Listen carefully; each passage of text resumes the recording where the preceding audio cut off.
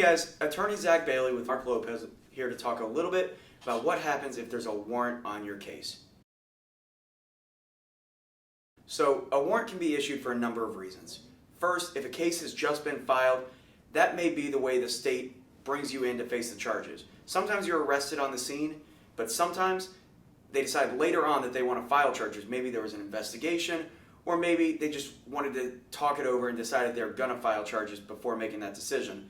At that time, they could issue a warrant. Another way you could get a warrant is if the case is pending and you have some pretrial release conditions and you violate one of those conditions. One of the ways we see that is with OVWI. Sometimes people have the portable breath test, and if they fail a breath test, the court may get notice and they may issue a warrant for that violation. Another way you can get a warrant is after the case is over, say you're on probation or community corrections, home detention, something like that, and you violate that placement somehow. Maybe you pick up a new case, maybe it's something as simple as you miss a probation appointment, and they can issue a warrant at that time for failure to follow all the terms. So what happens if you get that warrant? First, give us a call, because what we can sometimes try to do, depending on the case, depending on the situation, is try to recall that warrant. We do this a lot when a new case is filed, and maybe it's not a particularly big case. It's not a major felony. If it's a misdemeanor or a low felony, sometimes the state will agree to recall that warrant, and we can set a court date without having that warrant processed first. And that's a great outcome.